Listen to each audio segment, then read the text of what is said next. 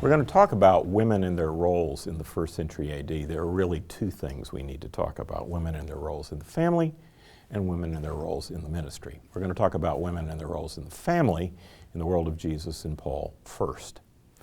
First thing you need to know about the context is all of these cultures that the New Testament talks about were patriarchal cultures. That is, they were male-dominated cultures. So the structures of society, the structure of marriage, the structure of property, everything was geared towards a male-centered kind of world. So when you're looking at the New Testament and what it says about women and their roles in the family, what you need to look for is not primarily affirmations that women were part of a man's world only in a secondary set of roles. What you need to look for is trajectories of change and difference. Let's take an example. When we're talking about Jesus, for example, he holds up two models for his disciples as viable models to follow when it comes to marriage and family. On the one hand, he says, celibacy and singleness. He calls this being a eunuch for the sake of the kingdom. On the other hand, he says fidelity in marriage with no divorce. Permanent marriage or being single for the sake of the kingdom. Those are the two options. Now, what's not surprising about that is that Jesus had a definite opinion on this. It was a very important topic in early Judaism. What is surprising about that is his exaltation of the viability of being a single person for the sake of the kingdom.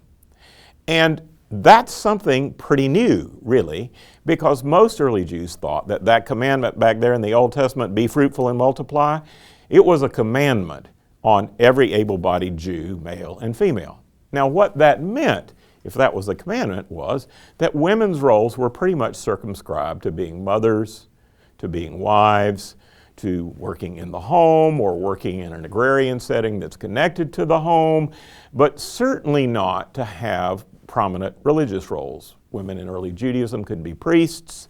We don't see them as rabbis. We don't see them as teachers in various settings. They are pretty much confined to what we would call domestic roles. Enter Jesus.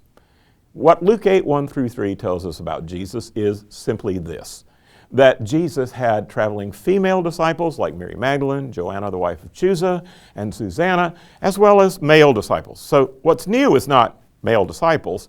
What's new is female disciples. So far as I can tell, before Jesus, there is no evidence of women as disciples up to that point.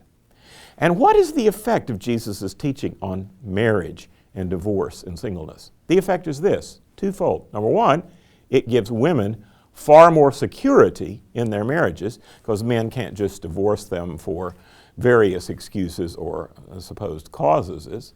And secondly, the second thing is it allows women to remain single for the sake of the kingdom, like a Mary Magdalene. This is important because it means that roles outside of the home are clearly opened up to such women who are not simply a wife, not simply a daughter, not simply a mother, but something other or even more than that. You have to look at what is new in the teaching of Jesus in regard to these things. Well, what about, when we get to Paul, what about the household codes, where we hear a lot about submission, and we hear about the husband and his headship and those kinds of things?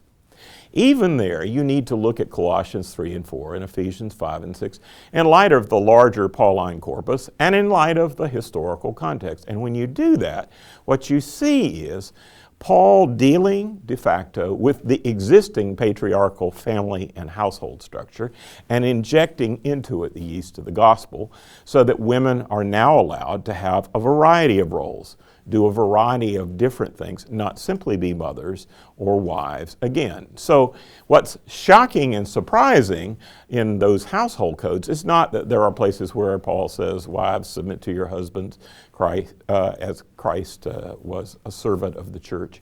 Now what's surprising about that is that he goes on to say, let's all submit to one another out of reverence for Christ. This idea of mutual submission is a novel thing, a new thing. And so what you need to look for when you're looking at the teaching about women and their roles in the family is the new things that Jesus or Paul offered in their teaching. And when you read the book of Acts, you can see the effect of the teaching in Jesus and Paul. You find women who are prophetesses. You find women who act like deaconesses. You have a woman in Romans 16, Phoebe, who's called a deacon. You have women who are teachers like Priscilla. So what you see is the opening up of a variety of roles for women within the household structure and also in the church as well. One last thing about women and their roles in the family. Jesus made clear there were these two options. What would happen if a husband died? Well, Paul says in 1 Corinthians 7, a woman is not obligated to remarry. She can remain single for the sake of Christ, or if she's going to remarry, she should remarry in the Lord. In the Lord.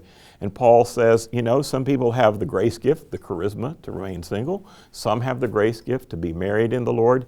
But either way, it should be done to the glory of God and for the good of the body of Christ. That's a very interesting teaching.